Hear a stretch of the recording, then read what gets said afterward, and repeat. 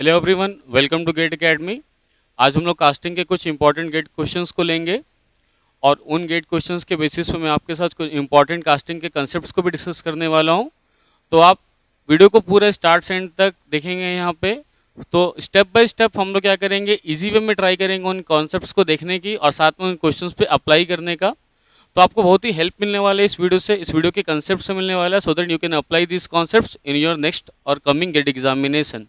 So let's start the video one by one problem. Okay, so let's start our first problem from GATE 2016. So our question is heat is removed from a molten metal of mass 2 kg at a constant rate of 10 kilowatt till it is completely solidified.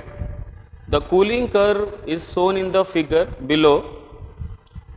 Assuming uniform temperature throughout the volume of the metal during solidification, the latent heat of fusion of the metal in kilojoule per kg is dash. Okay, देखते हैं यहाँ पे gate का 2016 का problem है, mechanical में आया हुआ, जो कि कास्टिंग से है और कूलिंग कर्व का प्रॉब्लम है। यहाँ पे आपको कूलिंग कर्व बना के दिया हुआ है, एक साइड आपको टेम्परेचर दिया हुआ है केल्विन में, दूसरी तरफ आपको टाइम दिया है सेकंड में दिया हुआ है और यहाँ पे ये कर्व बना के दिया हुआ है।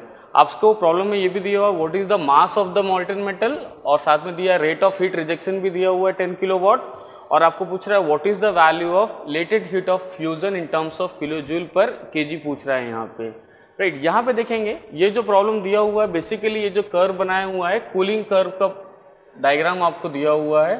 तो सब हम लोग क्या करेंगे, सबसे पहले कूलिंग कर्व का सबसे पहले थोड़ा सा बेसिक्स देखेंगे, कूलिंग कर्व होता कैसा है, कूलिंग कैसे कर्व कैसे फॉर्म होता है, उसके बाद इस प्रॉब्लम को क्या करेंगे उस पर अप्लाई करके सॉल्व करने की कोशिश करेंगे यहाँ पे। Right, let's start cooling curve. Cooling curve यहाँ पे देखेंगे कैसा होगा। राइट, देखो कास्टिंग में क्या होगा, अगर आप मेटल को पोर कर रहे हो, यहाँ पे आपका कास्टिंग में मान लो यहाँ पे बेसिन है और इसके थ्रू आपने मेटल को अगर मान लो पोर किया, ये मेटल जो होगा पोरिंग बेसिन के थ्रू होते हुए, स्क्रू के थ्रू होते हुए मेटल, लिक्विड मेटल और मॉल्टन मेटल ये चला जाएगा कास्टिंग, दैट मीन्स मोल्ड के अंदर चला जाएगा और कैविटी के अंदर चला जाएगा। यहाँ पे ये हो गया मोल्ड और यहाँ पे ये हो गया riser. This one is your riser, this one is your casting और mould. So here we have casting, that means here we have cavity. ये हो गया यहाँ पे कैविटी हो गया। तो आप जो लिक्विड मेटल को पोर कर रहे हो इस पोरिंग बेसिन में, यहाँ पे आप लिक्विड मेटल को पोर करोगे और ये लिक्विड मेटल स्क्रू के थ्रू होते हुए, स्क्रू के थ्रू होते हुए, यहाँ पे रनर के थ्रू होते हुए, इस गेट के थ्रू होते हुए इस कैविटी में आएगा। कैविटी फिल हो जाने के बाद राइजर में फिल होगा और अप टू द राइजर को भी क्या कर देगा, यहाँ पे फिल कर देगा बेसिकली। अब यहाँ पे देखना है, अब यहाँ पे आप जब पोर कर रहे हो तो यहाँ पे एक सर्टेन टेम्परेचर होगा उस मेटल का, क्योंकि बिकॉज वो मेटल वहाँ पे लिक्विड के फॉर्म में है। तो यहाँ का जो टेम्परेचर होगा जब आप लिक्विड को पोर कर रहे हो, that temperature will be theta P, that is known as pouring temperature. जहाँ पे आप पोर कर रहे हो that is theta P, that is pouring temperature, pouring temperature of that liquid metal और दैट मॉल्टन मेटल। जैसे ही वो मेटल आपने यहाँ पे पोर किया है, उसके बाद जैसे ही वो मेटल आगे की तरफ फ्लो होगा और जाके यहाँ पे कैविटी में आएगा। राइट, ओवर द टाइम उस मेटल का जो टेम्परेचर होगा वो धीरे धीरे क्या होगा बताना, रिड्यूस होना चालू हो जाएगा, कम होना चालू हो जाएगा और आफ्टर सम सर्टेन टाइम उसका जो टेम्परेचर होगा वो फ्रीजिंग टेम्परेचर पे चला जाएगा। फ्रीजिंग टेम्परेचर का मतलब एक ऐसा टेम्परेचर जब वो क्या होगा, सेट होना चालू होगा या जब वो लिक्विड से सॉलिड में कन्वर्ट होने स्टार्ट हो जाएगा, उस टेम्परेचर को बोलेंगे फ्रीजिंग टेम्परेचर। और एंड आफ्टर सम टाइम जब वो फ्रीजिंग टेम्परेचर क्या होगा, लिक्विड से सॉलिड में कन्वर्ट होने स्टार्ट हो जाएगा, कुछ टाइम के बाद वो पूरा 100% सॉलिड बन जाएगा और उसके बाद फिर वो क्या होगा, रूम टेम्परेचर पर चला जाएगा। So last will be here we have theta naught, that is room temperature और ambient temperature, room temperature of ambient temperature. So here we have 3 different types of temperature, 3 अलग अलग टाइप का temperature हो जाएगा यहाँ पे। तो यहाँ पे हम लोग देखिए फ्रॉम पोरिंग टू 100% सॉलिडिफिकेशन और फ्रॉम पोरिंग टू रिसीविंग, आप कब लिक्विड को पोर कर रहे हो और कब इस कास्टिंग वाले प्रोडक्ट को आप कब क्या कर रहे हो, यहाँ पे रिसीव कर रहे हो। इन बीच में आपको यहाँ पे 3 टेम्परेचर मिलेगा, इन तीनों का रिलेशन देखेंगे यहाँ पे कूलिंग कर्व में कैसे यहाँ पे होता है। So let's start. जब आपने फर्स्ट टाइम पोर किया, सपोज आपका टेम्परेचर थीटा पी है, over the time after some time it's temperature will be theta F, temperature इसका थीटा एफ हो जाएगा। आपने जब पोर किया time t equal to 0, at time t equal to 0 जब आपने पोर किया है तो वहाँ पे वो 100% अभी लिक्विड के स्टेट में है, बिकॉज ये जो पोरिंग टेम्परेचर होगा ये मेल्टिंग पॉइंट से भी ज़्यादा होगा, 150 और 200 डिग्री सेल्सियस मेल्टिंग पॉइंट से भी ज़्यादा होगा। That's why pouring temperature is greater than melting point. After some time right, यहाँ पे क्या होगा, सेंसिबल हीट इन्वॉल्व होगा, यहाँ पे सेंसिबल हीट यहाँ पे जो होगा वो रिजेक्ट होगा, इन्वॉल्व होगा, और वो जो मेटल होगा उसका टेम्परेचर लोअर हो जाएगा, रिड्यूस हो जाएगा अप टू थीटा एफ। लेकिन अभी भी वहाँ पे आपको जो लिक्विड है, ये जो मेटल है वो अभी भी 100% लिक्विड के फॉर्म में होगा, बट यहाँ से आपका लिक्विड अभी सेट होना स्टार्ट होगा, जमना स्टार्ट होगा, यानी सॉलिड बनना स्टार्ट हो जाएगा। यहाँ पे ओवर द टाइम यहाँ पे क्या होगा, टेम्परेचर जो होगा अभी आपको उतने रहेगा, थीटा एफ हो जाएगा, और यहाँ पे जो होगा लेटेंट हीट यहाँ पे इन्वॉल्व होगा, लेटेंट हीट रिजेक्शन यहाँ पे होगा। दैट मीन्स आपका जो लिक्विड मेटल है अब वो लिक्विड से सॉलिड में कन्वर्ट होने वाला है, और यहाँ आके ये बन जाएगा 100% सॉलिड हो जाएगा यहाँ पे।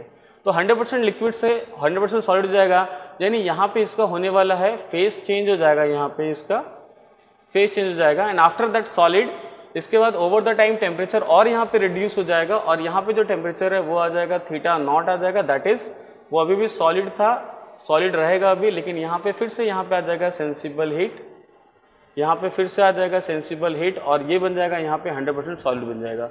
सो here we have 3 different stages of cooling. यहाँ पे तीनों स्टेज के बारे में बात करेंगे 1 by 1। 3 स्टेज हुआ, आपने पोर किया था थीटा पी पे, दैट इज पोरिंग टेम्परेचर पे। फाइनली आपको जो प्रोडक्ट आपको जो रिसीव करना है कास्टिंग में, जो बाहर लेना है वो थीटा नॉट पे, दैट इज रूम टेम्परेचर बाहर लेना है यहाँ पे। तो देखेंगे यहाँ पे 1 by 1 फर्स्ट स्टेप जो होगा यहाँ पे, ये जो होगा आपका फर्स्ट स्टेज हो जाएगा, यहाँ पे फर्स्ट स्टेज हो गया, ये वाला आपका यहाँ पे हो गया सेकेंड स्टेज हो गया, यहाँ पे सेकेंड स्टेज, और यहाँ पे आपके पास हो जाता है ये वाला थर्ड स्टेज हो जाएगा। So here we have third stage right. यहाँ पे देखोगे पहले वाले स्टेज में जो है 100% आपके पास यहाँ पे सिर्फ लिक्विड है, यहाँ पे आपके पास सिर्फ 100% यहाँ पे इन द फर्स्ट स्टेज। दूसरे वाले स्टेज में क्या हो रहा है, आपका फेस चेंज हो रहा है, that means some portion can be liquid, some portion can be solid, यहाँ पे ऐसा हो सकता है, और यहाँ पे 100% सॉलिड में कन्वर्ट हो गया है वो लिक्विड मेटल, तो ये पूरा 100% आपके पास क्या होगा, यहाँ से यहाँ तक पूरा सॉलिड हो जाएगा, आपके पास 100% यहाँ पे होने वाला है। आगे देखेंगे यहाँ पे पहले वाले स्टेज में क्या हो रहा है, यहाँ पे देखना है पहले वाले स्टेज में कहीं ना कहीं लिक्विड यहाँ पे प्रेजेंट है, दूसरे वाले स्टेज में भी लिक्विड के साथ साथ सॉलिड भी है, तो कहीं ना कहीं लिक्विड यहाँ पे भी प्रेजेंट है, लेकिन जो थर्ड वाला स्टेज है वहाँ पे अभी क्या हो रहा है, लिक्विड नहीं है, सिर्फ और सिर्फ यहाँ पे सॉलिड यहाँ पे प्रेजेंट होता है।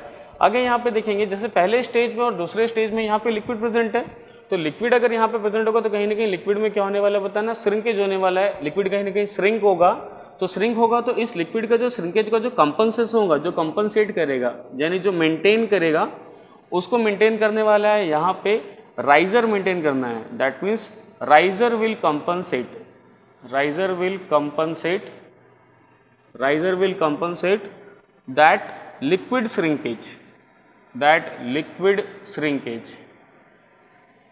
राइजर यहाँ पे लिक्विड श्रिंकेज को कंपनसेट कर देगा, लेकिन एक बार जब वो 100% सॉलिड हो जाएगा उसके बाद राइजर उसको कंपनसेट नहीं कर पाएगा, उसके बाद यहाँ पे देना पड़ेगा पैटर्न अलाउंस देना पड़ेगा। यहाँ पे here we can have pattern allowance, यहाँ पे आपको पैटर्न अलाउंस यहाँ पे देना पड़ेगा, दैट मीन्स ओवर साइज और अंडर साइज पैटर्न देना पड़ेगा, ताकि जितना भी कॉन्ट्रैक्शन हुआ है इस सॉलिड को, वो कॉन्ट्रैक्शन को क्या कर पाएगा, कंपनसेट कर पाएगा, और आपको जो प्रोडक्ट होगा आपके डिजायर शेप या डिजायर साइज में आपको क्या वहाँ पे मिल पाएगा।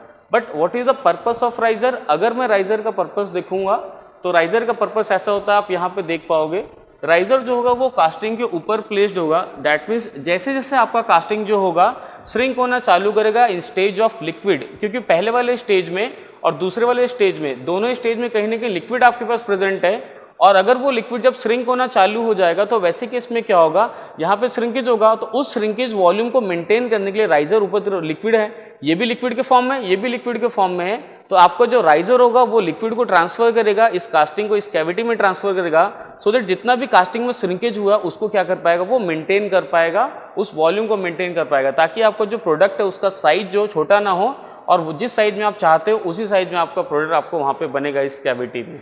तो पहले वाले और दूसरे वाले स्टेज में राइजर कंपनसेट कर देगा, बट थर्ड वाले स्टेज में राइजर कंपनसेट नहीं कर पाएगा, बिकॉज ऑलरेडी थर्ड वाले स्टेज में क्या है, आपका जो कास्टिंग है यानी आपका जो कैविटी में जो कास्टिंग बनने वाला है वो 100% सॉलिड हो चुका है, उसके बाद राइजर उसको फीड नहीं कर पाएगा। प्रॉपर वर्ड बोलूँ यहाँ पे तो राइजर इस तरीके से क्या करता है, वहाँ पे फीड करता है, फीड करने का मतलब राइजर लिक्विड को ट्रांसफर करता है कैविटी में और कास्टिंग में ट्रांसफर करता है, सो दैट उसका जो कंपनसेशन है, जो वॉल्यूम छोटा हो रहा था, कॉन्ट्रैक्ट हो रहा था लिक्विड का, उसको कंपनसेट कर पाएगा, उसके जगह फीड कर पाएगा, उसको प्रोवाइड कर पाएगा, ऐसा यहाँ पे बोल पाऊंगा।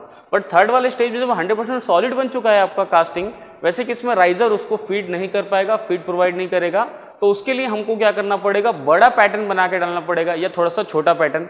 अलग अलग केसेस होता है, आगे डिस्कस करेंगे। और उस पैटर्न के अलाउंस के कारण, दैट इज ओवरसाइज और अंडरसाइज पैटर्न के कारण ऐसा बोल पाएंगे कि आपका जो प्रोडक्ट होगा यानी आपका जो कास्टिंग होगा वो आपको उसी साइज में मिलेगा जिस साइज में आप चाहते हो करके। तो ये कूलिंग कर्व हो गया। इसी कूलिंग कर्व को यहाँ प्रॉब्लम में इसने दिखाया है, गेट एग्जाम 2016 जो है यहाँ के प्रॉब्लम में दिखा रहा है। यानी ये वाला जो टेम्परेचर है that is pouring temperature when time t equal to 0, we have pouring temperature. तो पोरिंग टेम्परेचर दिया है 1023 केल्विन दिया है when time t equal to 0 second पे यहाँ पे दिया हुआ है। आफ्टर सम टाइम आप यहाँ पे देख पाओगे इस फिगर में, आफ्टर सम टाइम पहले यहाँ पे सेंसिबल हीट क्या हो रहा है, यहाँ पे रिजेक्ट हो रहा है, सेंसिबल हीट रिजेक्ट हो रहा है। I am writing here SH sensible heat, right. After 10 second आपको यहाँ पे टाइम भी दिख रहा है 10 सेकेंड का। आफ्टर 10 सेकेंड यहाँ पे इसका क्या सेकेंड वाला स्टेज यहाँ पे स्टार्ट होगा। तो ये जो फर्स्ट वाला स्टेज है यहाँ पे कंप्लीट हो गया है, सेकेंड वाला स्टेज स्टार्ट होगा, दैट मीन्स का फेज कन्वर्ट हो जाएगा यहाँ पे। और इस टाइप से ये सेकेंड वाला स्टेज चलेगा, वो भी 10 सेकेंड का चल रहा है, फ्रॉम 10 सेकेंड टू 20 सेकेंड यहाँ पे चल रहा है, 10 सेकेंड के लिए यहाँ पे चलेगा। और सेकेंड स्टेज के बाद फिर से आपका आ जाएगा यहाँ पे थर्ड स्टेज यहाँ पे आ जाएगा जो कि 10 सेकेंड के लिए फ्रॉम 20 सेकेंड टू 30 सेकेंड यहाँ पे चल रहा है। अब यहाँ पे बात करते हैं, इस प्रॉब्लम को सॉल्व करने स्टार्ट करेंगे। यहाँ पे पूछा था साफ साफ, राइट, मास ऑफ मॉल्टन मेटल। उस मॉल्टन मेटल का मास जो है वो आपको 2 kg दिया हुआ है। और यहाँ पे जिसको मैं P लिख रहा हूँ, this is P, that is rate of heat rejection. Rate of heat rejection को P को ऐसे लिख सकता हूँ, हीट पर यूनिट टाइम भी यहाँ पे लिखा जा सकता है इन टर्म्स ऑफ किलोवाट, और I can write in terms of joule per second, और in terms of kilo joule per second we can write here. तो रेट ऑफ हीट रिजेक्शन दिया है, मास दिया है, आपको लेटेंट हीट यहाँ पे निकालना पड़ेगा यहाँ पे। सो लेट्स स्टार्ट। तो मेरे को क्या होगा, पहले वाले स्टेज से मतलब नहीं होगा, मेरे को तीसरे वाले स्टेज से मतलब नहीं होगा, मेरे को उससे पूछा है लेटेंट हीट के बारे में पूछा है। But we know that in the first stage आपके पास पहले वाले स्टेज में सिर्फ सेंसिबल हीट होता है, दूसरे वाले में लेटेंट हीट होगा और तीसरे वाले में सेंसिबल हीट होगा। बिकॉज जो फेज चेंज हो रहा है वो सिर्फ सेकंड वाले स्टेज में फेज चेंज हो रहा है, लेकिन पहले वाले स्टेज में और तीसरे वाले स्टेज में जो हो रहा है यहाँ पे आप बोल सकते हो सिर्फ यहाँ पे टेम्परेचर यहाँ पे ड्रॉप हो रहा है, that's why here we have sensible, here we have sensible heat. Second वाले स्टेज में आपके पास यहाँ पे लेटेंट हीट यहाँ पे है, उस लेटेंट हीट को क्या करना है, आपको फाइंड आउट करना है, what is the latent heat of fusion. तो यहाँ पे आप देख पाओगे इस सेकंड वाले स्टेज में जो हीट रिजेक्ट हो रहा है वो हो रहा है आपके पास लेटेंट हीट हो रहा है, and we need to find out L, that is what is the latent heat of fusion in terms of kilo joule per KG. So let's discuss about only second stage for this problem. इस वाले problem को discuss करेंगे यहाँ पे किस type से हो पाएगा। So just equate simple mathematics यहाँ पे देखेंगे, since we know the value of heat is nothing but m into L, where m is mass and L is latent heat of fusion for that metal here. And since we know from this equation, here we have given H by T, that is rate of rejection of heat is given to us H by T 10 kilowatt. So what is the value of H from here? So H will be given as, right, P multiplied by T, P multiplied by T here. So suppose here we have first equation, here we have first equation, and here we have second equation, because we know that heat is, since latent heat is equal to m into L. So from these two equation number 1, equation number 2, what we can say, we can equate these two equation. So substitute the values here. So what we are getting, right, so P into T, P is given to us here, and time, what is the time for the second stage only, because we are worrying about only second stage only, because we need to find out latent heat only. So from here to here what we can say, here we have only 10 second here, that is T is equal to 10 second, time for the second stage is 10 second here.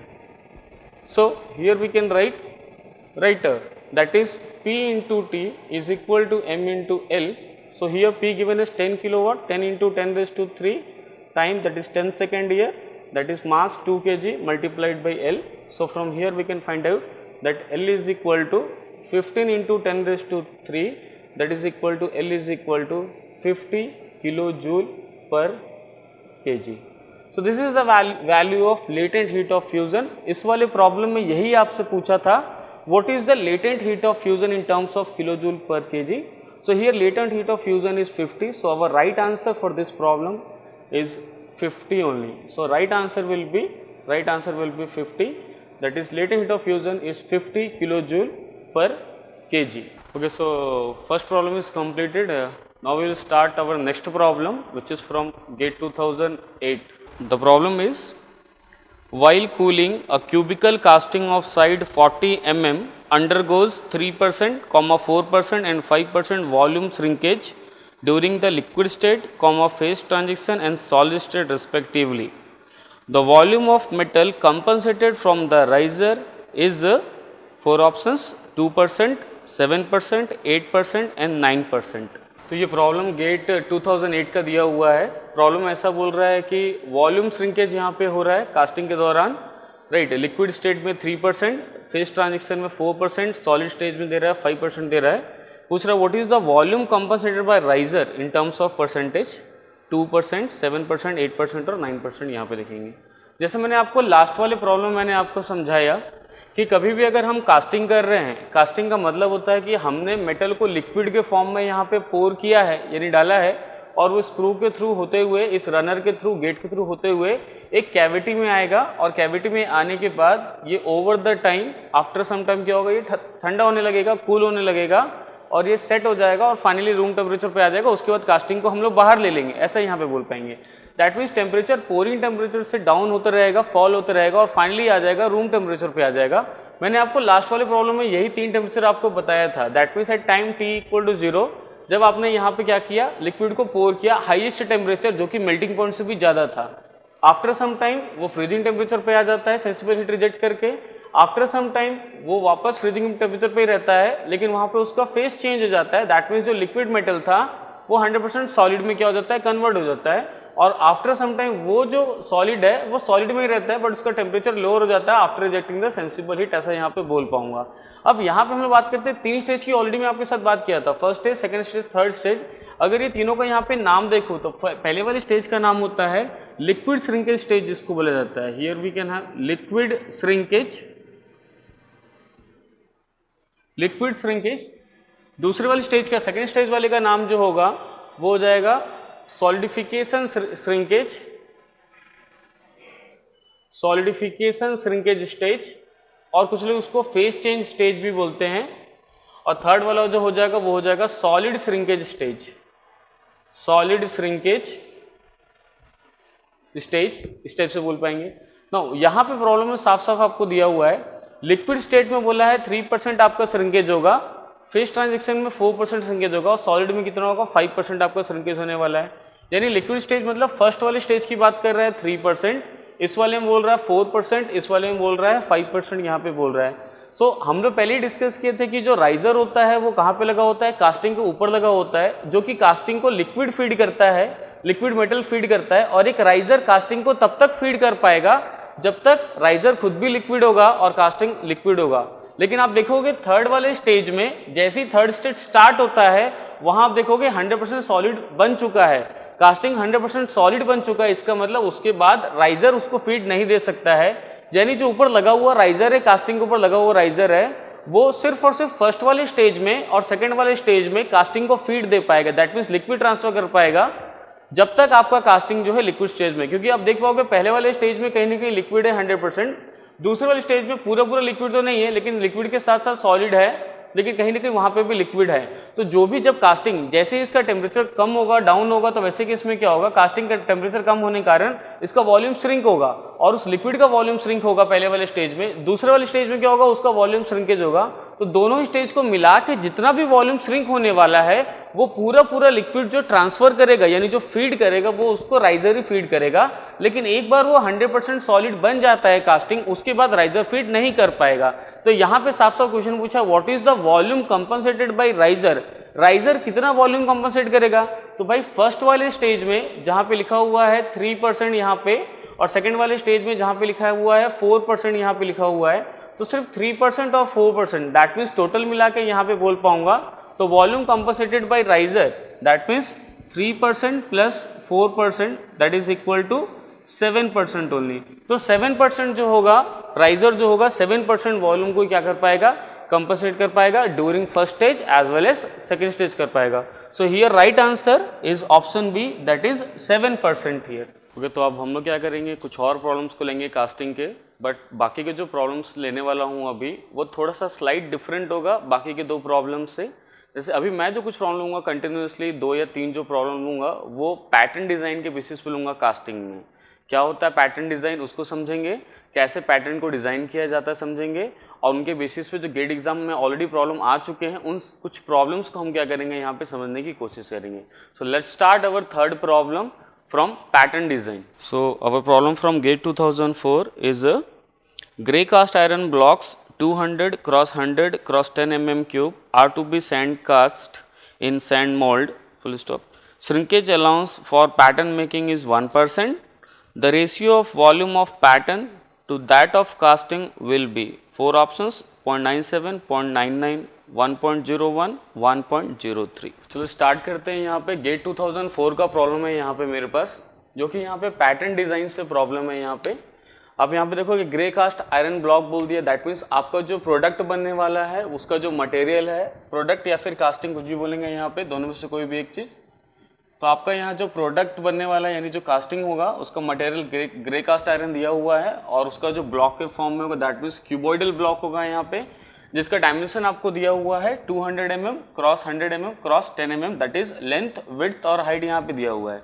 साथ में बोल रहा है कि shrinkage allowance जो है pattern making के लिए वो 1% दिया हुआ है और आपको निकालना है volume of pattern volume of casting का रेशियो आपको फाइंड आउट करना है. 4 ऑप्शंस भी यहाँ पे दिए हुए हैं.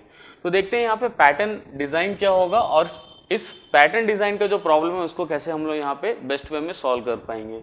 सो let's start pattern design. What do we mean by pattern design, कैसे पैटर्न को डिज़ाइन करना है यहाँ पे इस और कैसे इस प्रॉब्लम को सॉल्व कर सकते हैं सिंपली.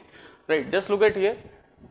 अगर मैं बात करूँगा यहाँ पे फर्स्ट सेकंड और थर्ड स्टेज की बात करूँगा, जैसे पहले वाले दो प्रॉब्लम बताया, first stage, second stage and third stage. In first and second third stages, if we have three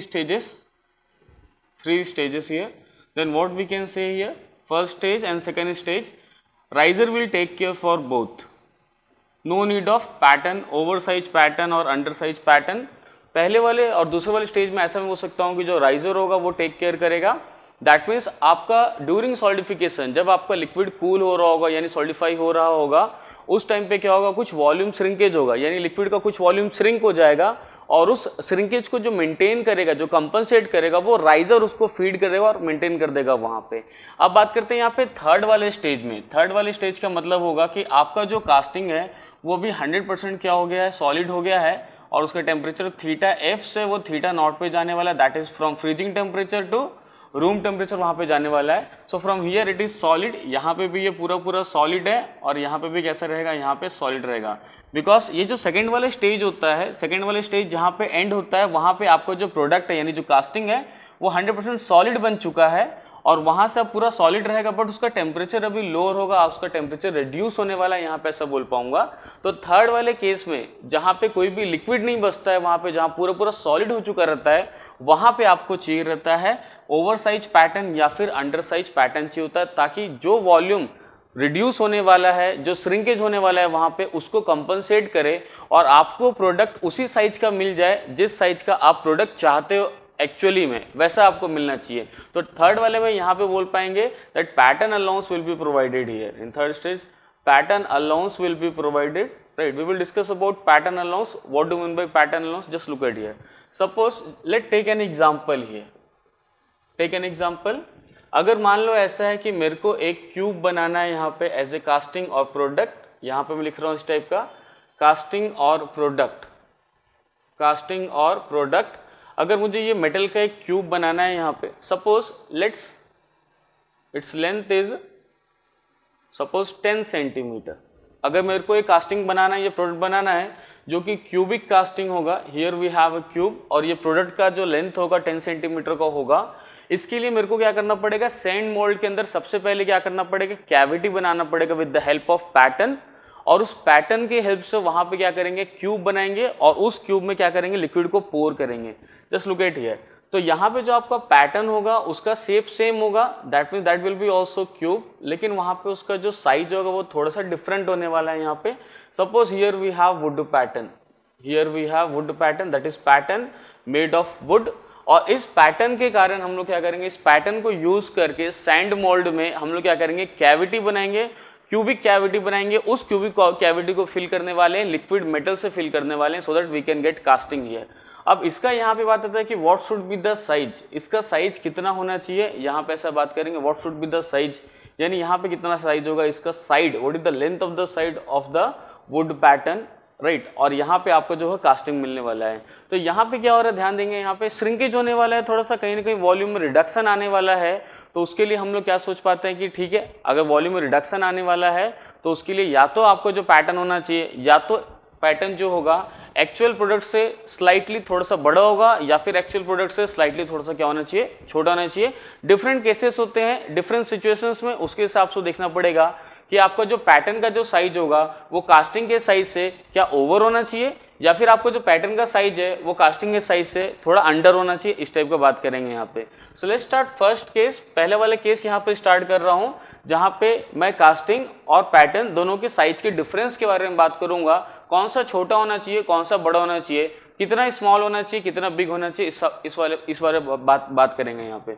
so let's start. यहाँ पे देखते हैं सबसे पहला कॉम्बिनेशन जो ले रहा हूँ यहाँ पे वो इस टाइप का ले रहा हूँ, राइट। फर्स्ट कॉम्बिनेशन, पहले एग्जांपल जो लिया हूँ यहाँ पे इस वाले को देख रहा हूँ। फर्स्ट कॉम्बिनेशन, सपोज ये जो प्रोडक्ट है जिसको आप बना रहे हो, सपोज वो इस टाइप का है, suppose take it as steel, मैं इसको स्टील मान रहा हूँ थोड़ी देर के लिए, राइट। और यहाँ पे ये जो है प्रोडक्ट जो है वो क्यूब है यहाँ पे, जहाँ पे जिसका एक्सटर्नल सरफेस मेरे लिए मैटर करेगा, इस टाइप से लेता हूँ।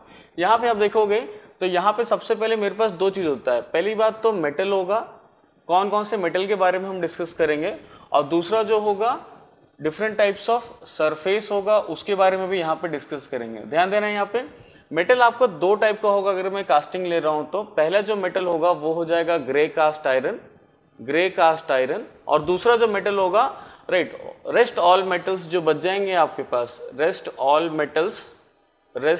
मेटल्स, उनको मैं ले रहा हूँ यहाँ पे दूसरे वाली कैटेगरी में ले रहा हूँ। दो कैटेगरी में बना रहा हूँ, दोनों में डिफरेंस भी देखेंगे यहाँ पे क्या होगा, दोनों का डिफरेंस देखेंगे। सबसे पहले व्हाट इज द डिफरेंस, यहाँ पे रेस्ट ऑल मेटल का मतलब यहाँ पे एग्जांपल आपके पास हो सकता है स्टील हो सकता है, एल्यूमिनियम हो सकता है, या और भी कोई दूसरा मेटल यहाँ पे हो सकता है। दोनों की प्रॉपर्टी देखते हैं, दोनों का क्या प्रॉपर्टी होता है, क्या फीचर होता है। अगर मैं बात करूंगा कास्टिंग की तो आपको लिक्विड के फॉर्म में पोर करना पड़ता है, उसका टेम्परेचर बहुत ही हाई होता है, बाद में वो कूल डाउन होता है, उसका टेम्परेचर लोअर हो जाता है, तब जाके आपको कास्टिंग मिलता है।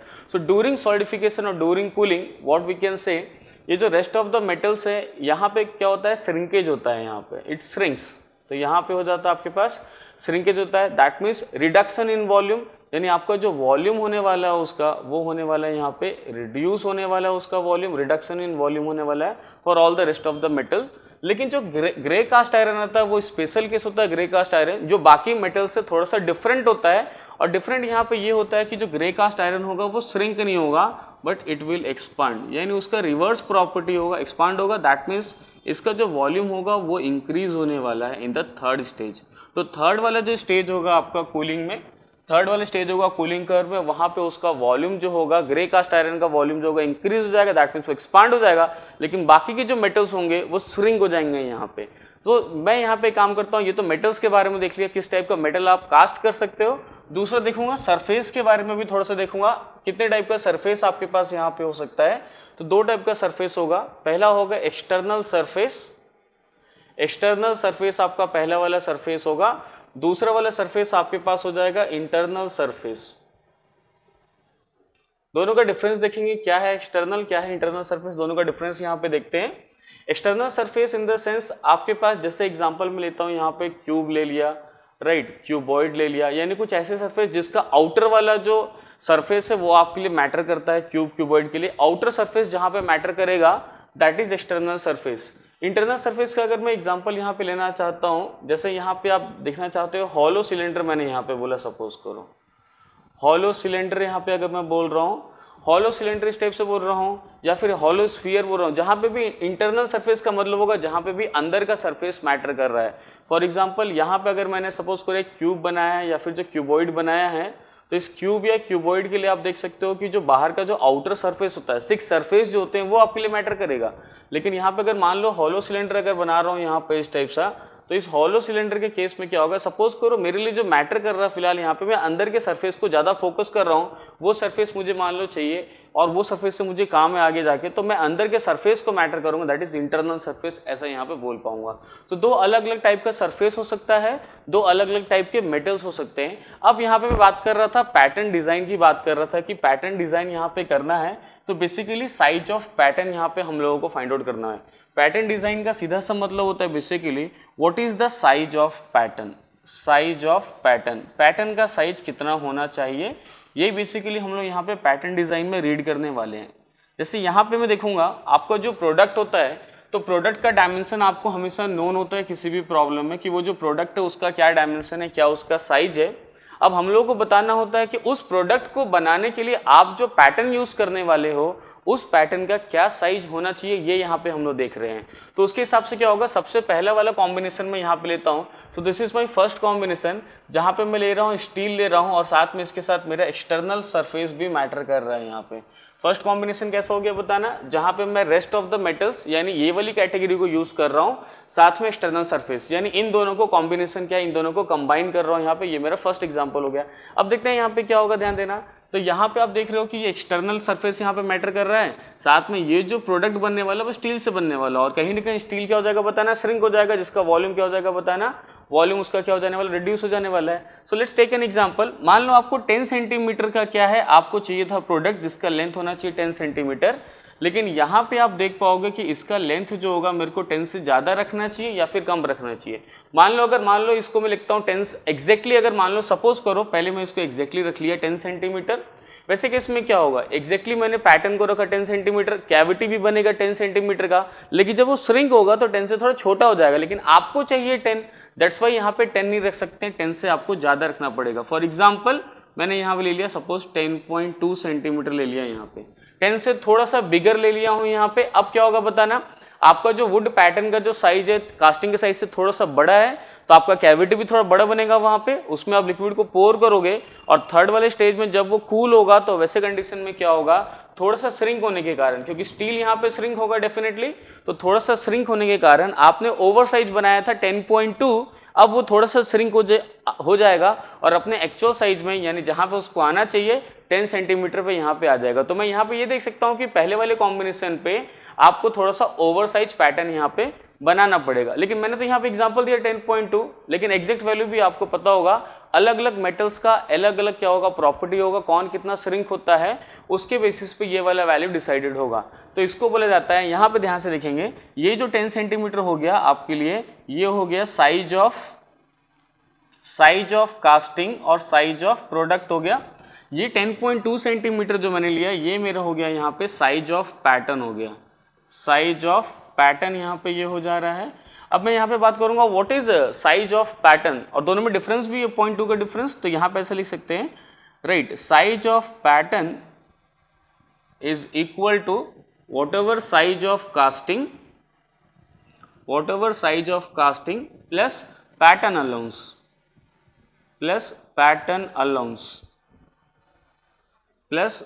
अलाउंस और यहाँ पे ये पैटर्न अलाउंस जो दोनों हो सकता है, पॉजिटिव भी हो सकता है और निगेटिव भी हो सकता है, उसके बारे में बाद में देखते हैं यहाँ पे। अब यहाँ पे देखो कैसे दिख रहा है, यहाँ पे आपको, यहाँ से अगर मैं पैटर्न अलाउंस की बात अगर करता हूँ, what is the value of pattern allowance, तो पैटर्न अलाउंस कितना हो जाएगा बताना, what ever size of pattern का कितना साइज है माइनस साइज ऑफ कास्टिंग यहाँ पे कर पाएंगे। तो इस वाले केस में अगर मैं पैटर्न अलाउंस अगर यहाँ पे फाइंड आउट करूंगा, पैटर्न अलाउंस यहाँ पे फाइंड आउट करूंगा, तो what is size of pattern का साइज कितना बताना, 10.2 सेंटीमीटर है यहाँ पे, minus size of casting left side में आ जाएगा, और वो कितना हो जाएगा बताना, 10 सेंटीमीटर हो जाएगा। दैट मीन्स यहाँ पे जो आपको पैटर्न अलाउंस जो आपको मिल जा रहा है that is equal to only 0.2 centimetre. 0.2 centimetre का आपको पैटर्न अलाउंस मिल गया है, इसका मतलब पता चल गया है, आपको डिफरेंस पता चल गया है। पैटर्न अलाउंस का सीधा सा मतलब होता है आपको डिफरेंस पता चलना। कि कास्टिंग के साइज में और उसके पैटर्न के साइज में बेसिकली कितना डिफरेंस होता है, that is known as pattern allowance, जो कि पॉजिटिव भी हो सकता है और नेगेटिव भी हो सकता है। आप देखोगे इस वाले केस में मैंने जो एग्जांपल लिया है कि आपका जो पैटर्न है वो स्टील का बनेगा और साथ में एक्सटर्नल सरफेस वहां पे मैटर कर रहा है, तो वैसे केस में आप यहाँ पे देख पाओगे जो आपका पैटर्न अलाउंस आ रहा है वो कैसा आ रहा है, यहाँ पे पॉजिटिव पैटर्न अलाउंस आ रहा है, यहाँ पे मैं ऐसा देख पाता हूँ।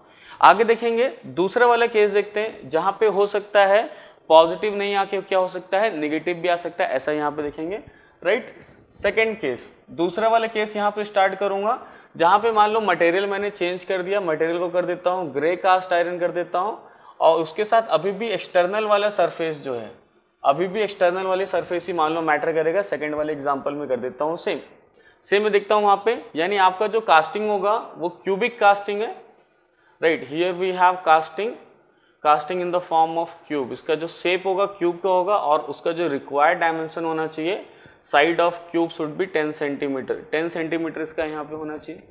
और यहाँ पे आप देख पाओगे उसके लिए जो पैटर्न आपको बनाना है, अब यहाँ पे हम लोग डिसाइड करेंगे कि उस कास्टिंग को बनाने के लिए उसका जो पैटर्न होना चाहिए उसका साइज कितना होना चाहिए, क्या उससे ज़्यादा होना चाहिए या उससे कम होना चाहिए, उसके बारे में यहाँ पे डिसाइड करने वाले हैं। सो लेट्स स्टार्ट डिस्कशन, इसके बारे में देखेंगे। तो ध्यान देना है कि आपको एक्सटर्नल सरफेस आपके लिए मैटर कर रहा है, लेकिन अभी मटेरियल चेंज हो गया है, कास्टिंग का मटेरियल हो गया है, ग्रे कास्ट आयरन हो गया है। तो जो मटेरियल आप जिस मटेरियल का कास्टिंग करने वाले हो वो ग्रे कास्ट आयरन है, और मैंने आपसे डिस्कस किया है कि ग्रे कास्ट आयरन का फीचर क्या होता है कि वो एक्सपांड हो जाएगा, रिवर्स प्रॉपर्टी शो करता है यहाँ पे। इसका मतलब क्या, रिवर्स क्या, स्टील में हम लोग क्या डिस्कस करते बताना कि पैटर्न थोड़ा सा श्रिंक होने वाला है, इसलिए थोड़ा सा बड़ा बनाओ ताकि श्रिंक होके अपनी जगह पे आ जाएगा 10 सेंटीमीटर पे। यहाँ पे उसका रिवर्स नेचर हो जाएगा, कैसे देखेंगे ध्यान से। अगर मान लो थोड़ी देर के लिए आप ऐसा सोचते हो कि आपने 10 सेंटीमीटर का ही बना दिया सपोज करो पैटर्न को, लेकिन ये जो पैटर्न है आपने 10 सेंटीमीटर बना तो दिया है, लेकिन जब उसका कास्टिंग आप करोगे 10 सेंटीमीटर में, अगर लिक्विड पोर करोगे, जब वो लिक्विड कूल होगा थर्ड वाले स्टेज में, तो वैसे कंडीशन में क्या हो जाएगा, ये तो एक्सपांड होने वाला है। इसका मतलब 10 सेंटीमीटर जो था वो एक्सपांड होकर हो सकता है 10.3 हो जाए, 10.1 हो जाए या 10.2 हो जाए, थोड़ा सा एक्सपांसन हो जाएगा। तो आपको तो 10.1 नहीं चाहिए, 10.2 नहीं चाहिए, आपको तो एक्जैक्टली 10 चाहिए। इसका मतलब आपको रखना पड़ेगा थोड़ा सा उससे छोटा रखना पड़ेगा। सपोज आपने रखा 9.9, 9.8 इस टाइप से रख रहे हो। फॉर एग्जांपल सपोज 9.8 सेंटीमीटर आप यहाँ रखते हो, आपने रखा 9.8 सेंटीमीटर, ये क्या होने वाला है, एक्सपांड होने वाला है थोड़ा सा। तो 9.8 आपने छोटा रखा, एक्सपांड हो जाएगा थोड़ा सा, तो कहाँ पे पहुंच जाएगा, अपने एक्चुअल साइज पे पहुंच जाएगा जहां पे आपको चाहिए 10 सेंटीमीटर पहुंच जाएगा।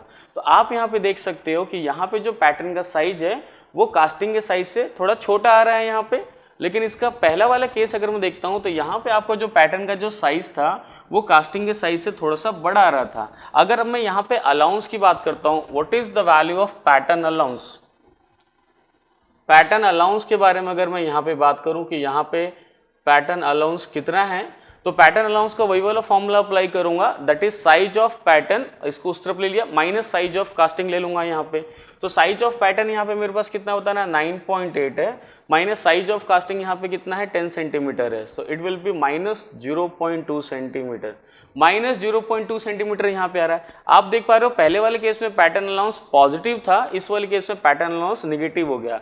पैटर्न अलाउंस पॉजिटिव या नेगेटिव ये इंडिकेट करता है कि आपका जो पैटर्न का साइज है वो कास्टिंग के साइज से क्या बड़ा है या फिर कास्टिंग के साइज से छोटा है। पहले वाले केस में आपका पैटर्न कास्टिंग से बड़ा था, इस वाले केस में आपका जो पैटर्न है वो कास्टिंग से कैसे बताना, थोड़ा सा छोटा है, बिकॉज यहाँ पे मटेरियल चेंज हो गया, यहाँ पे ग्रे कास्ट आयरन था और वहाँ पे इन जनरल मेटल था, जैसे स्टील मैंने वहाँ पे ले लिया इस टाइप का। तो ये दो अलग अलग केसेस ले लिया हूँ, और यहाँ पे दो अलग केसेस में मैंने किसको कंबाइन किया है, पहले वाले केस में मैंने इस वाले मेटल को इस वाले सरफेस से कंबाइन किया, दूसरे वाले केस में मैंने इस वाले मेटल को इस वाले सरफेस से कंबाइन किया। अभी तक इंटरनल सरफेस को मैं अभी तक यूज नहीं किया हूँ, आगे मैं थर्ड और फोर्थ वाला केस भी देखूंगा और वहां पे क्या करूंगा, ग्रे कास्ट आयरन को इंटरनल सरफेस से साथ रिलेट करूंगा और बाकी के जो मेटल्स हो गए उनको भी इंटरनल सरफेस के साथ रिलेट करूंगा और देखूंगा कि पैटर्न अलाउंस कैसे आना चाहिए, क्या पैटर्न अलाउंस पॉजिटिव आना चाहिए, क्या पैटर्न अलाउंस नेगेटिव आना चाहिए, ये भी यहाँ पे हम लोग देखेंगे यहाँ पे कैसा होगा। तो आगे थर्ड और फोर्थ वाले केस को यहाँ पे देखता हूँ। सो लेट्स स्टार्ट थर्ड केस, देखते हैं थर्ड वाला केस यहाँ पे देखेंगे।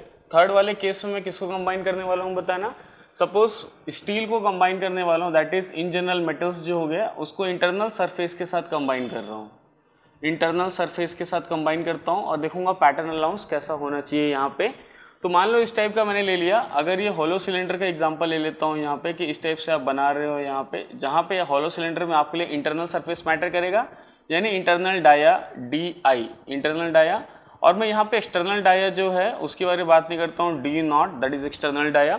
तो मेरे लिए यहाँ जो फोकस होगा वो सिर्फ इंटरनल डाया मैटर करेगा। तो हम लोग इंटरनल डाया के बारे में सोचेंगे कैसा होना चाहिए। यानी आपके पास मान लो अगर कास्टिंग है और उसका पैटर्न है, तो इंटरनल डाया जो होगा वो कैसा होगा। हम लोग एक्सटर्नल डाया के बारे में बात नहीं करेंगे, बिकॉज अगर आप हॉलो सिलेंडर लेते हो तो उसके पास दो सरफेस होगा। सिलेंडर का बाहर से एक सरफेस होगा जिसको बोलेंगे एक्सटर्नल सरफेस, और अंदर की तरफ भी सिलेंडर का सरफेस होगा जिसको बोलेंगे इंटरनल सरफेस बोलेंगे। तो हम लोग यहाँ पे फिलहाल इंटरनल सरफेस फोकस कर रहे हैं, एक्सटर्नल सरफेस को फोकस नहीं कर रहे हैं। यहाँ पे देखते हैं, जस्ट लुक एट हियर। इसका अगर टॉप व्यू देखता हूँ तो ऊपर से कैसा दिखेगा। अगर ये हॉलो सिलेंडर है, टॉप व्यू देखूंगा ऊपर से, तो उसका जो टॉप व्यू देखने मिलेगा आपको वो इस टाइप से देखने मिलेगा। इस टाइप से एक रिंग जैसा दिखेगा आपको, टू कंसेंट्रिक सर्कल्स आपको यहाँ पे दिखेगा जिसका सेम सेंटर होगा, दो सर्कल आपको दिखेगा। This is the top view of hollow cylinder, इससे दिख गया। और यहाँ पे ये उसका सेंटर आ जाएगा यहाँ पे, और ये इसका आ गया इंटरनल डाया आ गया। Here we have internal dia DI आ गया। अब ये इसका थिकनेस हो गया यहाँ पे, हियर वी हैव थिकनेस, कुछ थिकनेस होगा यहाँ पे because we have external dia also. आगे देखेंगे यहाँ पे कैसे बोल रहे हैं। मान लो आपको जो ये आपका कास्टिंग है, ये जो है आपका कास्टिंग है या जो आपको प्रोडक्ट चाहिए उसका सपोज करो इंटरनल डाया 10 सेंटीमीटर का आपको चाहिए, इंटरनल डाया चाहिए। अब उसके लिए आप जो पैटर्न बनाओगे, जो हॉलो सिलिंड्रिकल पैटर्न आप बनाओगे, यहाँ पे यही डिसाइड करने वाले हैं कि इसका जो पैटर्न होना चाहिए वो कैसा होना चाहिए। तो इसके लिए जो पैटर्न आप बनाओगे, यहाँ पे मान लो मैंने पैटर्न बना दिया है इसका, हियर वी हैव पैटर्न, ये यहाँ पे बना दिया इसका pattern, similar hollow cylindrical pattern यहाँ बना रहा हूँ। यहाँ पे उसका सेंटर हो गया। अब देखो इसका जो इंटरनल डाया है उसके बारे में डिस्कशन करेंगे कैसा होना चाहिए। स्टील है, डेफिनेटली क्या होने वाला है, श्रिंक होने वाला है, यानी वहाँ पे कहीं ना कहीं श्रिंकेज होगा तो डायमेंशन रिड्यूस हो जाएगा कहीं ना कहीं, ऐसा मैं यहाँ पे बोल पाऊंगा। तो ये हो गया स्टील का बनने वाला है और ये वुड का पैटर्न है। तो आपको क्या करना चाहिए, पैटर्न को छोटा या बड़ा बनाना चाहिए, उसके बारे में देखते हैं। फिर से वहीं से वापस अपना डिस्कशन स्टार्ट करता हूँ। मान लो आपने 10 ले लिया, एग्जैक्ट जितना आपको चाहिए आपने उतना ही ले लिया है, तो वैसे कंडीशन में क्या होगा, सुटेबल होगा या नहीं होगा, तो बिल्कुल भी नहीं होगा। कैसे, ध्यान देना यहाँ पे इंटरनल जाए 10 और आपने पैटर्न को भी 10 ले लिया है, ये हो जाएगा थोड़ा सा श्रिंक। लेकिन यहाँ पे थोड़ा सा बहुत ही इंपॉर्टेंट है, ध्यान में देखना है। कई बार स्टूडेंट क्या सोचते हैं इस टाइप से कि ये जो श्रिंक हो जाएगा तो इसका डाया का जो साइज है वो थोड़ा छोटा हो जाएगा, श्रिंक होकर 9 हो जाएगा, बट ऐसा नहीं होता है। श्रिंकेज का मतलब भी होता है कि जब वो कूल हो रहा है तो मेटल का मॉलिक्यूल्स एक दूसरे को अट्रैक्ट करता है, पास में आ जाता है। इसका मतलब क्या है, यहाँ पे मेटल का मॉलिक्यूल्स है, यहाँ पे यहाँ पे यहाँ पे, ये सभी मेटल के मॉलिक्यूल्स हैं। तो मेटल के मॉलिक्यूल्स आपस में एक दूसरे से अट्रैक्ट हो जाते हैं, श्रिंक हो जाता है। एज ए रिजल्ट में क्या बोल पाऊंगा, ध्यान देना, मेटल का मॉलिक्यूल्स जैसे अट्रैक्ट होगा तो इसका जो थिकनेस है वो रिड्यूस हो जाएगा, और जैसे ही थिकनेस रिड्यूस होगा ना तो ये जो इंटरनल डाया है वो इंटरनल डाया इसका क्या हो जाएगा बताना, इंक्रीज हो जाएगा। इस टाइप से इंटरनल डाया यहाँ पे इंक्रीज हो गया है। तो कूल होने के बाद ये थोड़ा सा श्रिंक होगा, श्रिंक का मतलब उसका थिकनेस थोड़ा सा रिड्यूस होने वाला है, यानी इंटरनल डाया थोड़ा सा इंक्रीज हो जाएगा। यानी आपने रखा था इंटरनल डाया 10 सेंटीमीटर और वो हो सकता है इंक्रीज होकर हो जाएगा 10.2 सेंटीमीटर हो जाएगा, लेकिन आपको तो नहीं चाहिए, आपको चाहिए सिर्फ 10 सेंटीमीटर। तो आपको वैसे केस में क्या करना पड़ेगा, थोड़ा सा स्मॉलर रखना पड़ेगा यहाँ पे। अगर आपने उसको 9.8 सेंटीमीटर अगर आपने रखा है तो वो रिड्यूस होगा, तो थिकनेस रिड्यूस होगा, ध्यान देना है। श्रिंकेज का मतलब होगा यहाँ पे थिकनेस रिड्यूस होगा, मेटल टू मेटल का कॉन्ट्रैक्शन होगा, थिकनेस रिड्यूस होगा, जिसके कारण इंटरनल डाया थोड़ा सा इंक्रीज हो जाएगा, बड़ा हो जाएगा यहाँ पे। तो 9.8 अगर आप रखोगे तो बाद में वो इंक्रीज होने के बाद 10 आ जाएगा, जो कि आपको चाहिए था, ऐसा हो गया। तो यहाँ पे आप देख पाओगे कि यहाँ पे आपके पास जो पैटर्न का अलाउंस है वो कैसे केस में आ रहा है बताना। तो यहाँ पे साइज कैसा हो गया बताना, 10 सेंटीमीटर आपका कास्टिंग था, वहाँ पे साइज 9.8, तो यहाँ पे पैटर्न अलाउंस आपके लिए कैसा आ गया बताना, निगेटिव आ गया। यानी आपका पैटर्न का जो साइज इंटरनल आएगा वो थोड़ा सा स्मॉलर है as compare to the casting से। आगे फोर्थ केस यहाँ पे डिसाइड करूंगा और लास्ट केस यहाँ पे डिसाइड करूंगा कैसा होना चाहिए, जो कि अगर मान लो मैं ग्रे कास्ट आयरन और प्लस यहाँ पे भी लेता हूँ इंटरनल सरफेस के बारे में डिस्कस करता हूँ, क्या होगा, इसका जस्ट रिवर्स हो जाएगा। जैसे पहले भी मैंने देखा है, पहले ही मैंने एक्सटर्नल सरफेस के लिए देखा था, पहले ही मैंने एक्सटर्नल सरफेस के लिए दोनों मेटल्स के लिए देखा और दोनों एक दूसरे का रिवर्स आ रहा था। उसी केस के हिसाब से यहाँ पे देखेंगे। यहाँ पे मान लो आपका हॉलो सिलेंडर यहाँ पे फिर से बना रहा हूँ, यहाँ पे ये आपका हो गया कास्टिंग हो गया और ये उसका यहाँ पे हो गया पैटर्न हो गया, ये उसका पैटर्न यहाँ पे बना रहे हैं, राइट। इंटरनल डाया पे फोकस करेंगे, इंटरनल सरफेस है यहाँ पे। इंटरनल डाया अगर आपको 10 सेंटीमीटर का चाहिए तो वैसे केस में इसको कितना बनाना पड़ेगा, तो ये उसको थोड़ा सा आपको क्या बनाना पड़ेगा, बिगर बनाना पड़ेगा। वाई बिगर, बिकॉज यहाँ पे एक्सपांड होने वाला है, यानी मेटल्स एक दूसरे से थोड़े से दूर में जाएंगे, राइट। तो मेटल जब एक दूसरे से थोड़ा सा एक्सपांसन होगा, थोड़ा सा दूर जाएगा, तो वैसे कंडीशन में क्या होगा, थिकनेस थोड़ा सा इंक्रीज हो जाएगा। और अगर इसका थिकनेस थोड़ा सा अगर इंक्रीज हुआ तो इंटरनल डाया थोड़ा सा क्या हो जाएगा बताना, डिक्रीज हो जाएगा यहाँ पे। तो आप बनाते हो मान लो 10.2 सेंटीमीटर का बनाते हो इंटरनल डाया, तो थिकनेस इंक्रीज होने के कारण डाया थोड़ा सा रिड्यूस हो जाएगा और कहाँ पे आ जाएगा, वापस 10 सेंटीमीटर पे आ जाएगा जो आपको चाहिए था। तो ये हो गया उसका कास्टिंग हो गया यहाँ पे, और ये उसका क्या हो गया, पैटर्न हो गया। तो आप यहाँ पे देख सकते हो कि इंटरनल डाया के पॉइंट ऑफ व्यू से आप यहाँ पे देख पाओगे कि पैटर्न का इंटरनल डाया बिगर होना चाहिए एज कंपेयर टू कास्टिंग, जो कि इसका रिवर्स केस है। तो मैंने आपको टोटल 4 केस बताया है यहाँ पे। फर्स्ट वाला केस और सेकंड वाला केस दोनों ही एक्सटर्नल सरफेस के लिए था, दो अलग अलग मेटल्स के लिए, जहां पे एक श्रिंक होता दूसरा एक्सपांड होता, दोनों एक दूसरे का रिवर्स केस था, अपोजिट केस था। वैसे ही यहाँ पर मैं देख पाऊंगा कि थर्ड और फोर्थ वाला केस मैंने आपको बताया, जो कि दोनों ही इंटरनल सरफेसेस के लिए है और दोनों ही अलग अलग मेटल्स के लिए है, जहां पे एक मेटल श्रिंक होता है दूसरा मेटल एक्सपांड होता है। तो यहाँ पे भी पैटर्न अलाउंस जो होगा दोनों का एक दूसरे से रिवर्स होगा, यानी आप देख सकते हो एक का स्मॉलर होगा दूसरे का कैसा होगा, यहाँ पे बिगर होगा। तो मैंने यहाँ पे चारों केसेस को, पैटर्न अलाउंस के चारों केसेस को मैंने यहाँ पे डिस्कस कर लिया है। अब मैं उन चारों केसेस को डिस्कस करने के बाद उसको यहाँ क्या करूंगा, इस वाले प्रॉब्लम पे अप्लाई करूंगा। साथ में इसके बाद भी और कुछ प्रॉब्लम्स बनाऊंगा गेट एग्जाम के, उन पे भी क्या करूंगा, सेम कंसेप्ट्स अप्लाई करूंगा। उस समय आपको कंसेप्ट पढ़ने की जरूरत नहीं पड़ेगी। तो यहाँ पे देखते हैं कैसे इस वाले प्रॉब्लम में यहाँ पे अप्लाई कर पाएंगे। लेकिन उसके पहले एक नोट पॉइंट कि पैटर्न अलाउंस जो होता है जनरली उसको कैसे शो किया जाता है। जहाँ पे आप देखोगे जैसे यहाँ इस वाले प्रॉब्लम में आपको पैटर्न का जो श्रिंकेज अलाउंस दिया हुआ है वो कितना दिया है, 1% दिया हुआ है। उस वाले चीज को यहाँ पे हम लोग शो करेंगे। तो यहाँ पे एक नोट पॉइंट टाइप का भी यहाँ पे आप लिख सकते हो। नोट पॉइंट कैसा होगा यहाँ पे, सो जनरली आप ऐसा बोल पाओ कि जो पैटर्न अलाउंस जो होता है represented in terms of percentage, right. Pattern allowance और shrinkage allowance is represented in percentage में जनरली इसको रिप्रेजेंट किया जाता है, एंड प्रोवाइडेड ऑन लीनियर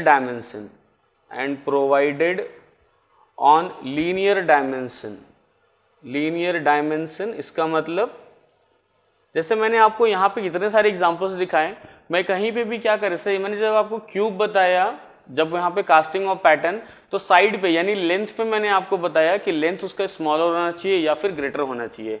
यहाँ पे भी आप देखोगे जब मैंने आपको सिलेंडर के बारे में बताया तो भी मैंने यहाँ पे एक तरह से लीनियर डायमेंशन, बिकॉज रेडियस या डाया क्या होता है, इट्स ए लेंथ ओनली ना। लेंथ का मतलब क्या हो गया, इट्स ए लीनियर डाया। मैंने तो यहाँ सरफेस एरिया का बात नहीं किया कि आपको सरफेस एरिया को कितना बड़ा बनाना चाहिए या सरफेस एरिया को कितना छोटा बनाना चाहिए या वॉल्यूम को कितना बड़ा बनाना चाहिए या वॉल्यूम को कितना छोटा बनाना चाहिए। तो ध्यान देने वाली बात यहाँ पे ये है कि कभी भी अगर आप श्रिंकेज अलाउंस अगर पढ़ रहे हो या फिर अगर आप पैटर्न अलाउंस यहाँ पे पढ़ रहे हो, डेफिनेटली इसका मतलब है कि पैटर्न कितना बड़ा बनेगा या कितना छोटा बनेगा। तो जो भी हम ओवर साइज या अंडर साइज करने वाले हैं वो आपको लीनियर डायमेंशन पे करना होगा, दैट मीन्स लेंथ वाले पार्ट पे करना होगा, ना कि वॉल्यूम, ना कि सरफेस एरिया। जैसे यहाँ पे आप देखोगे मैंने डाया पे किया, वहां पे देखोगे मैंने साइड पे किया है, इस टाइप का यहाँ पे करना पड़ेगा। एक एग्जांपल लेता हूँ, यहाँ पे ध्यान देंगे। सपोज आपको श्रिंकेज अलाउंस जो दिया है, एग्जाम्पल ऐसा है कि आपको जो श्रिंकेज अलाउंस है, सपोज वो दिया हुआ है 3% का, आपको श्रिंकेज अलाउंस दिया हुआ है 3% आपको श्रिंकेज अलाउंस दिया है, राइट। और इसका मतलब क्या है, अगर मान लो आपका जो साइज है, आपका मान लो इस टाइप से लेंथ ऑफ पैटर्न जो है, पैटर्न का लेंथ, आपका लेंथ ऑफ कास्टिंग का आपका जो लेंथ है इस टाइप से दिया हुआ है 100 सेंटीमीटर मान लो दिया है एग्जांपल के लिए, तो उसका 3% या तो ज़्यादा या तो 3% कम, वो तो डिपेंड करेगा कौन सा, इन चारों में से कौन सा केस है। आपको पैटर्न का साइज क्या 3% ज़्यादा या फिर पैटर्न का साइज 3% कम, कैसे आपको बनाना होगा, डिफरेंट सिचुएशंस में डिफरेंट तरीके से अप्लाई होगा, लेकिन या तो 3% ज़्यादा या कम होने वाला है। इसका मतलब क्या है, सपोज मैं यहाँ पे लेता हूँ फिलहाल थोड़े के लिए, पैटर्न बिगर बनने वाला है, so what is length of pattern, तो लेंथ ऑफ पैटर्न जो बनेगा उसका 3% कैसा बनेगा, बिगर बनेगा, दैट मीन्स 100 का 3% ज़्यादा हो जाएगा, 103 हो जाएगा। तो इस टाइप से कर पाऊंगा 100 multiplied by 1.03 that is equal to 103 centimetre, ऐसा बोल पाऊंगा यहाँ पे। तो आपका जो पैटर्न हो जाएगा उसका साइज, ओवर साइज यहाँ पे मैं एग्जांपल ले रहा हूँ 3% ज़्यादा हो जाएगा, लीनियर डायमेंशन लगाना है, लेंथ पे लगाना है। तो ध्यान इसका रहेगा हमेशा कि आपका जो पैटर्न का जो अलाउंस होना चाहिए वो हमेशा लीनियर डायमेंशन पे होना चाहिए, दूसरे डायमेंशन पे नहीं होना चाहिए, ऐसा यहाँ पे बोल पाऊंगा। Now let's start solution of this problem on the basis of these concepts. इस कंसेप्ट्स के बेसिस पे इसको सॉल्व करने की कोशिश करेंगे। यहाँ पे देखते हैं कैसे सॉल्व करेंगे। Let's start. देखो इस वाले प्रॉब्लम में क्या दिया हुआ है, आपका मटेरियल जो दिया हुआ है ग्रे कास्ट आयरन दिया हुआ है और ये ब्लॉक दिया हुआ है जिसका लेंथ दिया, विड्थ दिया, हाइट दिया। दैट मीन्स एक्सटर्नल सरफेस के बारे में यहाँ पे बात कर रहा है, एक्सटर्नल सरफेस के बारे में बात करेगा यहाँ पे, और साथ में ग्रे कास्ट आयरन दिया हुआ है, इसका मेटल दिया हुआ है। तो डेफिनेटली मुझे पता चल गया कि एक्सटर्नल सरफेस और ग्रे कास्ट आयरन है, तो यहाँ पे अलाउंस जो आने वाला है ऐसे केस में, हम लोग जो डिस्कस किए थे, ये मेरा जो सेकंड वाला केस था उसके हिसाब से मैं देख रहा हूँ यहाँ पे, जहाँ पे ग्रे कास्ट आयरन मटेरियल है मेरे पास और साथ में इसका एक्सटर्नल सरफेस है, यानी इसका एक्सटर्नल सरफेस क्या कर रहा है, मैटर कर रहा है यहाँ पे एक्सटर्नल सरफेस। तो वैसे केस में क्या होना चाहिए, इसका जो अलाउंस आना चाहिए इस वाले केस में वो कैसा जाना चाहिए, निगेटिव अलाउंस आना चाहिए। यहाँ पे अलाउंस विल बी निगेटिव, आपके पास निगेटिव अलाउंस आ जाएगा। तो वैसे कंडीशन में कैसे करेंगे, यहाँ पे दोनों को देख लेता हूँ। यहाँ पे इस साइड मान लो मेरे पास कास्टिंग है, दैट इज प्रोडक्ट, उसका कितना डायमेंशन होगा, what is length, what is width and what is height of the casting. दूसरी तरफ मैं पैटर्न के बारे में बात कर लेता हूँ कि पैटर्न जो है उसका लेंथ कितना होना चाहिए, विड्थ कितना होना चाहिए और उसका हाइट कितना होना चाहिए। बिकॉज ऑलरेडी मुझे नोन है कि मुझे जो श्रिंकेज अलाउंस लगाना है 1% का श्रिंकेज अलाउंस यहाँ पे दिया हुआ है प्रॉब्लम में, मुझे 1% श्रिंकेज अलाउंस लगाना है। इसका मतलब आपका पैटर्न जो होगा कास्टिंग से या तो 1% बड़ा हो सकता है या तो 1% छोटा हो सकता है। देखते हैं क्या होगा। निगेटिव अलाउंस का मतलब होगा कि 1% छोटा होना चाहिए, तो वैसे केस में 1% छोटा बनाएंगे। लेंथ आपको दिया हुआ है यहाँ पे 200 mm दिया हुआ है, 200 mm दिया है। विड्थ यहाँ पे आपको 100 mm दिया हुआ है और हाइट आपको यहाँ पे दिया हुआ है 10 mm यहाँ पे दिया हुआ है। In the same way shrinkage allowance 1% है, यानी 1% या तो बड़ा या तो छोटा। यहाँ पे जो कंडीशन दिया हुआ है उसके हिसाब से मैं दे रहा हूँ अलाउंस, निगेटिव अलाउंस ले रहा हूँ। इसका मतलब ऐसा हो जाएगा लेंथ आपका जो होगा 1% जो हो जाएगा वो छोटा हो जाएगा। दैट मीन्स 99% बचेगा यहाँ पे। सो 200 का 1% डिडक्ट करने के बाद बचेगा आपके पास सिर्फ 99%। सो 200 multiplied by 0.99 this much of mm आ जाएगा आपके पास। यहाँ पे आ जाएगा 100 मल्टीप्लाइड बाई 0.99, इसका भी 99% आपके पास रिमेनिंग रहेगा, 1% छोटा हो चुका है इन टर्म्स ऑफ mm। और यहाँ पे आ जाएगा 10 मल्टीप्लाइड बाई 0.99 mm यहाँ पे आ गया। तो ये आपका पैटर्न का लेंथ विड्थ और हाइट आ गया है और ये यहाँ पे कास्टिंग का लेंथ विड्थ और हाइट आ गया है। आपको दोनों का सिर्फ वॉल्यूम का रेशियो निकालना है, तो निकालते हैं volume of pattern to volume of casting, इस टाइप से निकालेंगे। तो यहाँ पे सीधी सी बात है, तीनों का लेंथ विड्थ हाइट जो है रेशियो ले लेते हैं यहाँ पे। What is volume, length into width into height. तो पैटर्न के लिए कितना हो जाएगा, length into width into height, तो ये हो जाएगा 200 मल्टीप्लाइड बाई यहाँ पे हो जाएगा 100 हो जाएगा, मल्टीप्लाइड बाई 10 हो जाएगा, और तीनों में मल्टीप्लाइड है 0.99 0.99 0.99, तो तीनों मल्टीप्लाइड हो जाएगा। तो मल्टीप्लाइड बाई 0.99 पे आ जाएगा यहाँ पे क्यूब। और वॉल्यूम ऑफ कास्टिंग यहाँ पे लेता हूँ, तो कास्टिंग का वॉल्यूम हो जाएगा length into width into height, that is 200 multiplied by 100 multiplied by 10। ये वाला भी आ जाएगा इन टर्म्स ऑफ mm क्यूब, ये भी आ जाएगा इन टर्म्स ऑफ mm क्यूब। तो वैसे कंडीशन में क्या होगा, यहाँ पे आप देखोगे तो ये लेंथ विड्थ और हाइट जो है यहाँ पे इस टाइप से कैंसिल हो जाएगा। We left with only 0.99 cube, 0.99 cube आ जाएगा आपके पास, that is equal to only 0.97। तो आप यहाँ पे देख पाओगे volume of pattern to volume of casting जो आ रहा है वो 0.97 आ रहा है। इसका मतलब आपका जो पैटर्न होगा वो छोटा होगा, उसका वॉल्यूम कम है, और आपका जो कास्टिंग होगा वो बड़ा होगा, उसका वॉल्यूम कैसा है यहाँ पे ज़्यादा आ रहा है। सो फाइनली इस वाले प्रॉब्लम का जो आंसर आ जाएगा मेरे पास वो 0.97 आ जाएगा। यहाँ पे 4 ऑप्शंस दिया हुआ था, उसमें से जो पहला वाला ऑप्शन है, फर्स्ट ऑप्शन 0.97 जो होगा ये वाला करेक्ट हो जाएगा। और इसी से मिलता जुलता सेम कंसेप्ट्स पे हम लोग क्या करेंगे, और प्रॉब्लम लेते हैं, एक प्रॉब्लम और लेंगे। सो let's start next problem. Okay, तो स्टार्ट करते हैं दूसरा प्रॉब्लम जो कि सिमिलर होगा इसके लास्ट वाले प्रॉब्लम से। तो थर्ड वाला जो प्रॉब्लम हम लोग बनाए थे वो पैटर्न डिज़ाइन पे था। मैंने आपको बताया पैटर्न डिज़ाइन क्या होता है, और उन सभी कॉन्सेप्ट्स के बेसिस पे ये वाला जो प्रॉब्लम होगा गेट 2016 का, ये भी पैटर्न डिज़ाइन पे बेसिस है, 2016 में आया हुआ। तो हम लोग इस प्रॉब्लम को स्टार्ट करते हैं और उसी बेसिस पे बनाते हैं। So the problem from 2016 is grey cast iron blocks of size 100 mm cross 50 mm cross 10 mm with a central spherical cavity of diameter 4 mm are sand cast.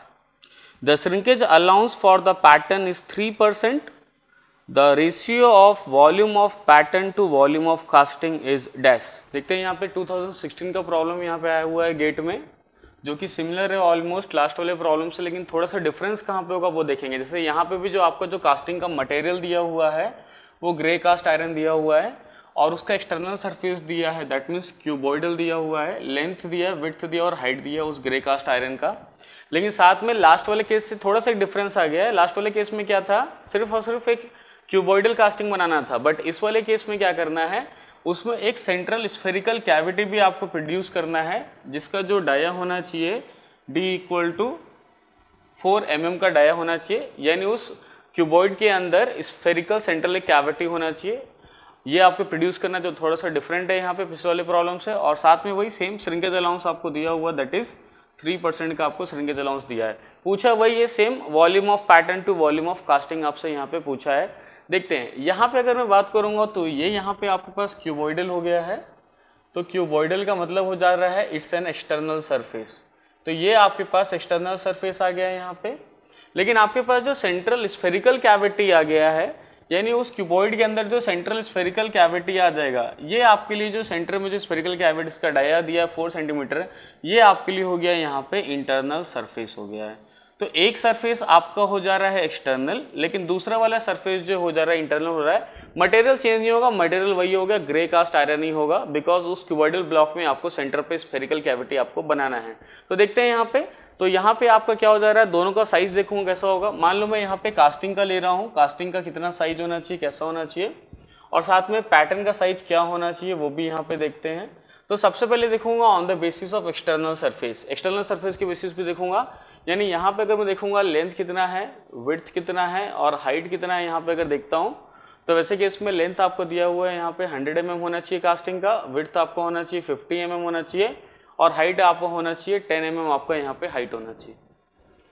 लेकिन यहाँ पे अगर पैटर्न के लिए अगर मैं बनाता हूँ तो आपका कॉम्बिनेशन कैसा है बताना, तो ये आ गया ग्रे कास्ट आयरन मटेरियल हो गया और साथ में एक्सटर्नल सरफेस हो गया है। तो मैं जो आपको पढ़ाया था उसके हिसाब से केस नंबर 2 हो गया है। इसके अलाउंस कैसा होना चाहिए, तो इसके लिए अलाउंस होगा निगेटिव अलाउंस होगा, यानी पैटर्न का साइज थोड़ा सा छोटा होगा, यानी जो लेंथ होगा, विड्थ होगा और जो हाइट होगा पैटर्न का वो थोड़ा सा स्मॉलर होगा। निगेटिव अलाउंस के साथ यहाँ पे बनेगा, ये तीनों बनेगा, निगेटिव अलाउंस के साथ बनेगा यहाँ पे। और अगर निगेटिव अलाउंस के साथ यहाँ पे बनाना है, हाउ मच अलाउंस, कितना अलाउंस प्रोवाइड करना है वो भी दिया हुआ है, 3% आपको दिया हुआ है। 3% छोटा बनेगा डायमेंशन, तो बनाते हैं यहाँ पे 3% इन द सेंस 100 में से 3% गया तो 97 बचा है यहाँ पे, that is 0.97। So 100 multiplied by 0.97 हो जाएगा इन टर्म्स ऑफ mm यहाँ पे आ गया। वैसे यहाँ पे हो जाएगा 50 मल्टीप्लाइड बाई 0.97 हो जाएगा, ये आ जाएगा आपके पास। और यहाँ पे आपके पास हो जाएगा 10 मल्टीप्लाइड बाई 0.97, यहाँ पे आ गया आपके पास mm आ गया। तो ये तो हम लोग देखिए एक्सटर्नल सरफेस देख लिया, लेकिन अंदर जो सेंटर में जो स्फेरिकल कैविटी बनने वाला है, तो उस क्यूबॉइड के अंदर में स्फेरिकल कैविटी बनेगा, तो उस स्फेरिकल कैविटी का अंदर का सरफेस मैटर करेगा, दैट इज इंटरनल सरफेस। और उसके लिए अगर बात करेंगे तो जो डाया होना चाहिए, जो कि यहाँ दिया है 4 सेंटीमीटर दिया है, पैटर्न में अगर वही डाया की अगर मैं बात करूंगा तो वहां पे कैसा होना चाहिए, केस नंबर 4 थे मेरे पास, जहां पे डायमेंशन बिगर आता है, या फिर मैं ऐसा बोलूं तो इसका जो अलाउंस होता है वो पॉजिटिव अलाउंस हो जाएगा। तो ये 4 मल्टीप्लाइड बाई 1.03, 3% ज़्यादा हो जाएगा, यानी इस वाले में आप ऐसा बोल पाओगे यहाँ पे हमने पॉजिटिव अलाउंस को यूज़ किया है, यहाँ पे हमने पॉजिटिव अलाउंस को यूज़ किया है। तो आप देख पाओगे कि आपके पास length width height dia, length width height dia दोनों के लिए ही है, कास्टिंग के लिए भी है आपके पास और पैटर्न के लिए भी है आपके पास। अब आपको क्या करना है, सिर्फ वॉल्यूम का रेशियो लेना है। तो वॉल्यूम देखते हैं क्या होगा, तो एक क्यूबॉइड का volume that is length into width into height होता है, जिसमें से एक स्फेरिकल कैविटी कट करके निकालना है आपको। इसका मतलब क्या होगा, सब्ट्रैक्ट करना पड़ेगा। तो जनरली अगर मैं वॉल्यूम का, अगर इस टाइप के केस में वॉल्यूम की बात करूंगा तो वॉल्यूम हो जाएगा right length into width into height, तीनों को मल्टीप्लाई करके माइनस आपका जो वॉल्यूम ऑफ दिस स्फीयर, ये जो स्फेरिकल कैविटी, उस वॉल्यूम को सब्ट्रैक्ट करना पड़ेगा, that is 4/3 pi r cube, यहाँ पे लिख रहा हूँ 4/3 pi r cube, where r is the radius. चलो ठीक है, यहाँ पे डाया के टर्म्स में लिखा हुआ है, मैं उसको रेडियस के टर्म्स में भी यहाँ पे लिख सकता हूँ। तो आपको डाया जहाँ पे दिया हुआ है तो आप चाहो तो रेडियस यूज कर लोगे 2 सेंटीमीटर, और यहाँ पे भी इसका रेडियस ले लोगे, that is 2 multiplied by 1.03, sorry mm में दिया, not in centimetre, all are in mm, so provide in mm only, so all dimensions are in mm only.